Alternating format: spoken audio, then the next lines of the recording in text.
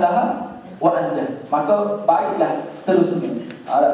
Kalau soalan pertama yang Allah Ta'ala tanya berkaitan dengan solat, kalau kita lepas dengan soalan tadi, maka ada chance lah untuk kita lepas juga soalan-soalan seterusnya. Wa in fasadat, tinggalnya kita tak mampu nak jawab soalan solat tadi, maka seterusnya tu begitulah. Kalau kita ada solat, itu adalah keliru kepada kita boleh jawab ataupun kita berjaya ataupun tidak kepada soalan-soalan seterusnya. Kerana solat ni dia merupakan tiang kepada agama. Anak dan anak bukanlah orang yang layak untuk kita bercakap hari ini berkaitan dengan solat. Ramai lagi orang yang lebih layak, tapi sekadar mengisi kekosongan ada. Bukan tengok orang depan pun hebat lakon. Jadi kita tengok rasa ini. Tapi tak apalah, kalau anak salah kita cuba pakat-pakat betul. Sebab solat ni benda yang kita buat hari-hari. Nabi kata sallu kama ra'aitumuni usalli. Solatlah kamu sebagaimana kamu tengok aku sembahyang. Cuba kita tengok balik, cuba kita muhasabah kita balik. Adakah ilmu solat yang kita buat hari ini, kita solat 5 waktu hari ini, daripada siapa? Cuba kita cek balik, daripada siapa kita belajar? Dan bila kita belajar? Takut-takut dibimbang solat yang kita belajar hari ini, kita belajar masa sekolah tadika dulu. Ilmu yang kita ada solat hari ini itu ilmu yang masa kita belajar sekolah rendah dulu. Jadi dan insya-Allah hari ini kita cuba baik tidak. Ataupun solat kita tu kita tengok mak ayah kita buat macam tu. Macam tu lah. Jadi insya-Allah dan solat itu benda yang besar lah. Nabi sebut dalam satu hadis bila mana malaikat datang berjumpa dengan Nabi. Malaikat datang tanya, akhbarni anil Islam tak? Ceritakan kepada aku. Malaikat Jibril datang kepada Rasulullah, tanya, ceritakan kepada aku apakah yang dimaksudkan dengan Islam. Nabi sebut Islam ni antashhadu an la ilaha illallah wa asyhadu anna Muhammadar Rasulullah. Islam ni kamu mengaku bahawa tiada Tuhan melainkan Allah dan Nabi Muhammad itu adalah musuh Allah. Itu Islam. Yang kedua adalah wa aqimus solat. Islam itu adalah mendirikan solat. Bukan katalah kalau kita sembahyang tak payah buat benda lain tak. Tapi solat itu adalah asas kepada Islam itu. Nak tengok dia tu baik tak baik, tengok solat dia. Nak tengok dia baik tak Islam dia, tengok solat dia. Macam mana dia jaga solat dia. Kalau dia solat, kalau seorang tu solat sekadar lepas patut ditangkap, maka macam itulah Islam dia yang lain. Perjuangan Islam dia tu ataupun bab infak harta dia tu. Maksudnya nak cerita dia, solat itu adalah asas. Sehingga dalam hukum orang meninggalkan solat ni, hukum dia bunuh. Orang meninggalkan solat, hukum dia bunuh dalam Islam. Meninggalkan solat secara sengaja dan dia tidak mahu bertobat dengan kesalahan dia, maka hukum dia bunuh walaupun dia tinggal satu solat. Dalam mazhab Syafi'i, orang yang meninggalkan solat dan ijma' para ulama, kalau dia meninggalkan solat kerana malas dan dia menafikan kewajipan solat, dia kata tak wajib solat apa kat sekarang ni zaman moden, maka ijma' para ulama dia telah keluar daripada Islam. Gugur akidah dia, tak murtad dia kalau dia cakap macam tu, kalau dia menafikan kewajipan. Tapi kalau dia tak solat, tapi dia tak solat tu kerana malas. Dia malas, kenapa tak solat ni? Aku tak solat kerana malas nak solat. Tapi dia masih lagi mengatakan bahawa solat itu adalah wajib. Maka khilaf di kalangan para ulama. Mazhab Syafi'i, Imam Syafi'i rahimahullah kata, dia ni tak jadi kafir lagi, tak murtad lagi, tapi dia telah menjadi fasik. Fasik ni besar. Fasik ni nak jadi wali anak perkahwinan, tak boleh. Fasik ni itu yang besar. Tapi kalau ikut Imam Ahmad, satu solat je kita tinggal, mazhab Hanbali, satu solat ditinggal secara sengaja telah murtad. Satu solat, tak solat asal kerana sengaja. Jam tu tak sibuk buat kerja tu, maka tak solat. Satu je. Bukan tiap-tiap hari, satu solat, maka telah keluar daripada Islam. Besar dan cerita besar ni solat. Okey. Kita terus kepada tetap kerja lah. Kita terus kepada tetap kerja yang ada lah, yang tangan. Yang pertama adalah Syarat-syarat wajib untuk solat. Okay. Syarat ni dia berbeza dengan rukun.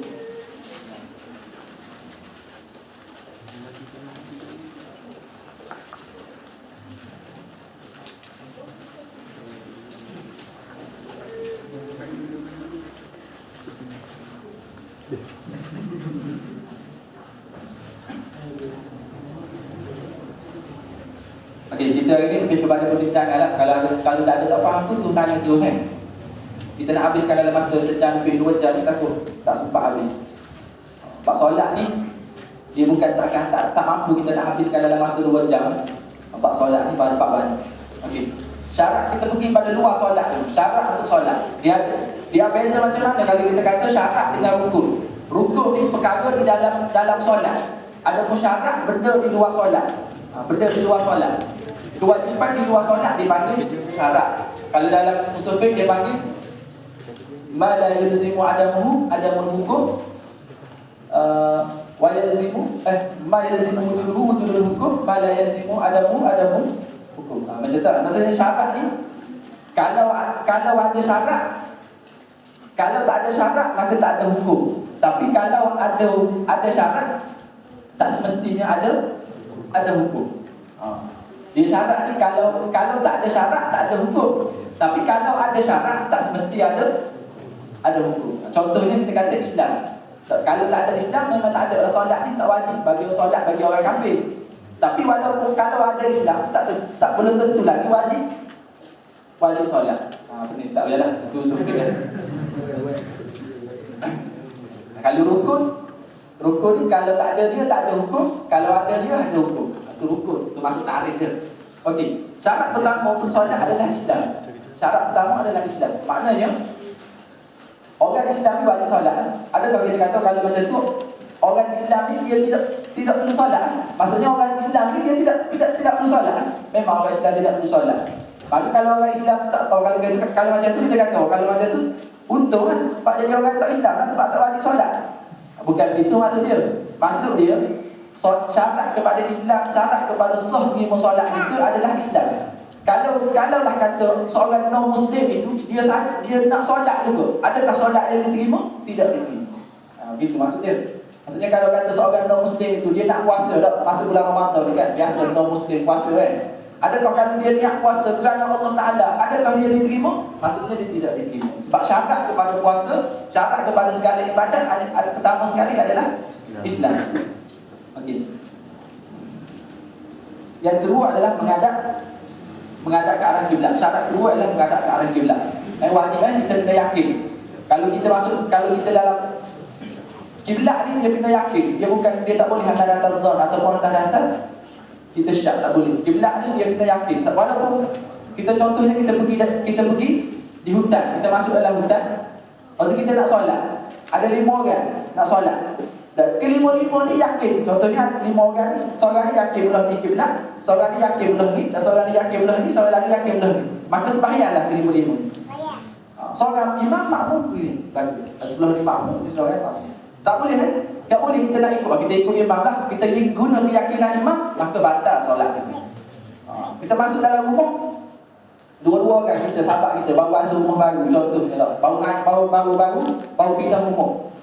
Soal mana kiblat ni tak sempat tanya orang. Kita mana kiblat ni, kawan kita kasi aku rasa belah ni. Aku rasa belah ni. Maka maya ikut keyakinan masing-masing. Sebab bila mana kita tak tahu, kita akan ada satu lagi dipanggil ijtihad. Pertama tanya orang dulu lah. Orang tak ada pun kena solat, kalau tak nak solat maka kena ngadap kiblat. Kiblat ni kena dengan yakin. Katalah kita ada kiblat dalam hutan tu salah, maka sah. Dengan syarat kita yakin. Kalau lah kata kita ada kiblat dah, memang kiblat tu betul, tapi kita tak yakin. Iya ke kiblat ni? Tapi memang arah kiblat dah, maka batal solat. Walaupun memang tu arah kiblat dah, lepas solat, tak yakin mana kita arah kiblat. Bicara tu sawang patut datanglah bukti. Seorang lagi datang, memang ni kiblat. Oh betul lah misalnya ni. Maka batal juga solat. Secara ringkas Maka yang ketiga syarat kepada solat, syarat untuk wajib solat. Maksudnya syarat, kalau ada semua syarat ni maka dia wajib solat. Dia wajib solat. Kalau lah dia tak ada salah satu daripada syarat ni, maka dia Kalau lah dia tak ada salah satu syarat ni, maka dia tidak wajib solat. Contohnya ada 8 syarat tadi, dia ada 7 je, satu tak ada, maka tak wajib solat. Yang ketiga adalah suci daripada haid, nifas dan junub. Orang yang haid dia haram solat. Wanita yang datang haid dan wanita yang datang nifas dia haram untuk solat. Lepas tu wanita ni dia wajib belajar masalah haid dan nifas ni. Ada masalah. Sebab dia berkaitan dengan solat. Kita contohnya kita rasa hari tu suci dah. Sedangkan hari tu adalah hari haid lagi. Kita pun tak solat, maka berdosa. Kita sangkakan hari tu hari apa? Dah suci. Sedangkan hari tu hari haid lagi, maka kita solat, berdosa, haram. Maka wajib kena bersungguh sikit belajar dalam masalah haid ni. Dia tak susah pun, tapi kita kena belajar. Yang kedua ialah akhir balik. Syarat keempat ialah mesti akhir balik. Maksudnya budak dia tidak wajib. Orang yang belum balik dia belum lagi wajib solat. Tapi kalau dia solat dia terima. Kalau betul dengan rukun dia, Allah Ta'ala terima. Tapi kalau kata dia tak solat, dia masih belum berdosa. Usia akhir balik bila umur balik orang lelaki 15 tu maksimum dalam mazhab Syafi'i tau. Maksudnya umur balik kita dengan bermimpi orang lelaki kan, berubah suara. Tapi kalau kata tak bermimpi, mimpi pun tidak, berubah suara pun tidak. Tapi kalau lepas daripada umur 15 tahun tu dikira balik tu. Atau begitu juga wanita, dia tak datang haid. Umur 12 kawan-kawan dia semua datang haid dah, dia tak datang haid lagi. Umur 15 tak datang haid lagi, umur 16 tak datang haid. Maka lepas pada umur 15 tu dikira balik. Maka dia wajib ke solat. Kalau lepas pada umur 15 tahun tu tak solat lagi, berdosa. Kalau kata Ustaz, saya umur 17 tahun baru solat, jadi saya nak potong solat berapa tahun Ustaz? Kita umur balik berapa? 15. Ataupun saya tak puasa. Masa saya budak-budak dulu saya tak puasa. Umur 18 tu baru sedar. Jadi rasa nak potong puasa saya dulu. Jadi umur mana nak ambil untuk potong tu? Maka ambil umur balik tadi lah. Umur balik berapa dalam mazhab Syafi'i ialah 15 tahun. 15 tahun tu dia kira wajib dah untuk melakukan segala ibadat, puasa, solat, zakat semuanya. Okey, yang seterusnya adalah berakal. Maka orang kita tak wajib dia solat. Dan seterusnya adalah dia melihat dan mendengar, bukan atau dia melihat dan mendengar. Kalau dia dapat melihat sahaja, dia wajib juga. Ataupun dia dapat melihat dan mendengar. Dia tak dapat melihat dan mendengar. Contohnya dia tak dapat melihat, tapi dia boleh mendengar, maka dia masih lagi wajib. Tak faham? Dia tak dapat melihat, tapi dia boleh mendengar, maka masih lagi wajib dia solat. Maksudnya tergugur kewajipan solat ni bila mana dia tak dapat melihat dan dia tak dapat mendengar. Kita nak tunjuk pun tak boleh, kita nak cakap pun dia tak dengar. Maksudnya, betul. Kalau orang tak dengar, orang yang pekok dia tak dengar, kita boleh tulis dalam bahasa isyarat, dia faham. Maksudnya kewajipan dia masih wajib lagi untuk dia solat. Dia tak nampak tapi dia dengar, maka dia masih lagi wajib sebab dia boleh diajar. Kita boleh sebut, dia boleh dengar. Tapi yang menggugurkan kewajipan ni bila kedua-duanya, dia tak dapat melihat dan dia juga tak dapat mendengar, maka masa tu dia tak wajib solat. Macam mana dia nak wajib solat? Dia pun tak tahu solat tu benda apa. Dia tak dapat mendengar. Dan seterusnya ialah orang yang jaga dari orang yang jaga. Maka kalau orang yang tidur dia tak wajib solat. Orang yang tidur tak wajib solat. Tidur letih sangat balik. Contohnya tidur daripada pukul 9 lagi, baru bangun subuh pukul 8. Contoh dia kata. Tapi bukan hari-hari dia. Maka dia berdosa tak dia tinggal subuh tak berdosa. Sebab dia tidur, bukan dia sengaja tidur. Ni kalau ada sejam lagi nak subuh dia tidur. Itu lain dia. Dia tidur daripada awal lagi memang tak sedar. Contohnya dia balik kelas pukul 7, dia balik kelas asar tu letih tidur bangun-bangun isyak. Maka maghrib tadi terlepas. Maka maghrib itu tidak berdosa sebab dia tidur ataupun orang pesan dia tak wajib solat. Maka dia wajib qada. Okey. Yang seterusnya ialah masuk waktu solat. Okey, seterusnya ialah syarat sah sembahyang. Saat ini syarat untuk wajib solat. Okey, dah wajib dah solat. Syarat untuk sah sembahyang pula ialah Dia kata sini nombor 1, nombor 2 tu sama. Nombor 3 adalah suci daripada hadas kecil dan hadas besar. Hadas kecilnya apa? Hadas kecil apa? Hadas kecil berwudu. Hadas besar itu ialah mandi hadas bagi orang yang mandi hadas. Maksudnya kalau orang yang suci dari maksudnya wanita datang haid, dia suci daripada haid, maka dia tak boleh tunggu solat lagi, dia kena mandi dulu. Dia tak kira suci lagi. Orang yang dalam junub ataupun orang yang baru suci daripada haid, suci daripada nifas, dia kira suci bukan dengan sebab dia kering darah, tapi dia suci dengan sebab dia mandi. Dia kering darah pukul 2, tak suci lagi, dia tak mandi lagi. Dia mandi pukul 3 tu baru dia suci. Tapi berhenti darah dia pukul 2. Maka suci itu adalah hukum. Dan yang itu adalah hadas besar. Hadas kecil ialah berwudu. Syarat kepada solat adalah berwudu. Wudu ni dia bukan sebahagian daripada solat. Dia benda di luar solat. Kadang-kadang wudu ni dia jadi sunat, kadang-kadang wudu ni dia jadi wajib. Kalau kita ambil wudu kerana nak solat zuhur, maka perbuatan kita mengambil wudu tadi, kita akan mendapat pahala wajib. Kalau kita ambil wudu kerana nak baca Quran, maka wudu kita tadi dapat pahala sunat. Kerana dia ni, maksudnya wudu ni bukan sebahagian daripada solat, tapi dia syarat untuk sah solat. Ma la yatimul wajib illa bihi fahuwa wajib. Tidak sempurna benda wajib, melainkan dengan dia juga dikira wajib. Okey, Allah Taala sebut dalam Quran, ya ayyuhallazina amanu idza qumtum ila shalah faghsilu wujuhakum wa aydikum ila al-marafiq wamsahu bi ru'usikum wa arjulakum ila al-ka'bayn. Wahai orang yang beriman, bila mana kamu nak menunaikan solat, maka basuh muka kamu.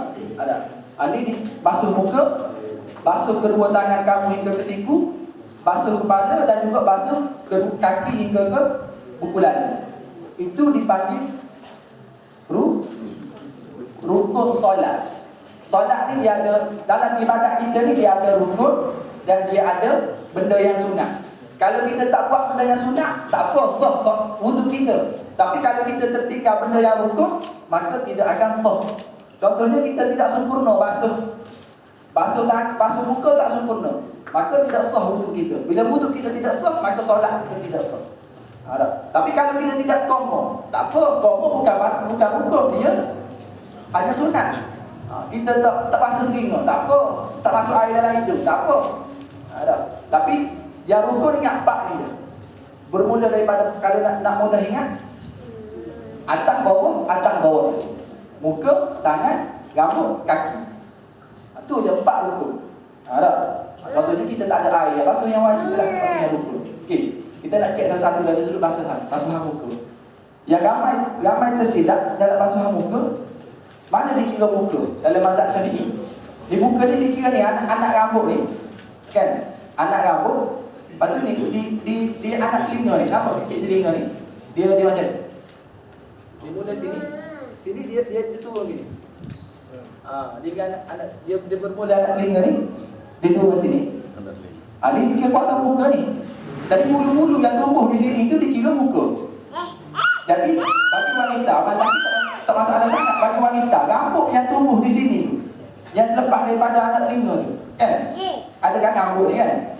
Jadi rambut ni, dia sebahagian daripada muka. Jadi kalau kita nak ambil wudu, kita selok rambut ni masuk dalam, maka tak kena. Jadi rambut hok lepas pada sikit je rambut, kadang-kadang ada sepet ni kan? Ada kalau sepet kan? Jadi disunatkan kita potong lah. Kita potong, pendekkan rambut di sini. Mungkin boleh depan lagi tu gambar. Tak apa.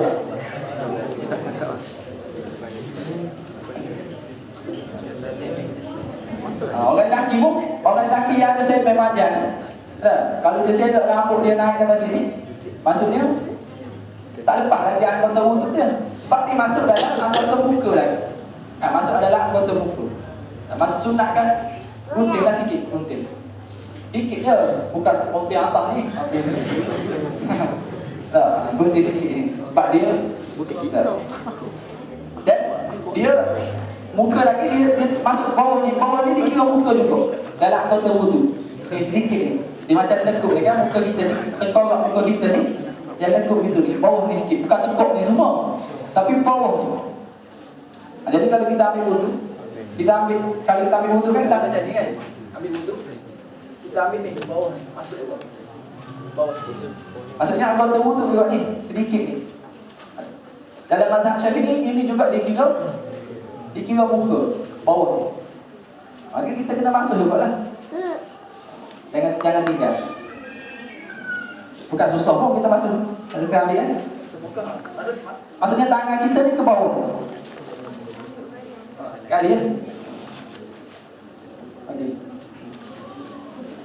Itu untuk di muka ni dua lah. Ingat yang biasa kita tinggal ialah yang rambut-rambut yang tumbuh di kawasan pipi ni dan juga bawah muka bawah ni. Okey. Dan buat aydikum ila al-marafiq dan basuh tangan hingga ke situ. Ke situ. Tapi disunatkan kita basuh lebih kan? Disunatkan kita basuh lebih sebab Nabi kata bila yaumul qiyamah aku akan kenal umat aku ini, dia akan datang kepada aku dalam keadaan bercahaya, cahaya anggota wudu dia. Maka kita dibasuh lebih sikit sebab anggota kita akan bercahaya bila yaumul qiyamah. Basuh lebih sunat, basuh lebih. Jangan ukur siap ikut 50-50. Tak, maksudnya kita basuh lebih sikit. Wamsahu bi ru'usikum, basuh kepala kamu. Dan kita ini kesilapan kita bila kata kita sebut basuh kepala, kita nampak dalam mazhab Syafi'i basuh 3 helai. Betul, dalam mazhab Syafi'i paling sedikit ialah 3 helai rambut. Bukan 3 helai rambut, 3 kawasan yang tumbuh 3 rambut ni. Disapu pada kawasan yang tumbuh rambut. Kalau kata 3 helai rambut, kalau wanita rambut dia panjang, tak nak basuh apa gitu. Maksudnya kalau rambut dia ikat rambut dia sini, kalau dia sapu sini belakang dia tak kena. Tidak, bukan maksud 3 rambut. Paling kurang dalam mazhab Syafi'i ialah sapu tempat tumbuh rambut. Kalau orang botak, maksudnya tempat yang tumbuh rambut. Tempat yang tumbuh rambut sepaling sedikit. Tapi dan kesilapan kita bila sapu sikit-sikit, betul lah. Maksudnya kalau kita pakai kepiah, kita basuh gini je. Sebenarnya yang Nabi ajar ialah basuh semua kepala. Itu sunnah. Dalam mazhab Syafi'i sunnah. Dalam mazhab Malik, kita tengok Malik ke Hanbali, wajib kan basuh semua kepala. Wajib. Mazhab kita sunnah ya. Tapi sunnah yang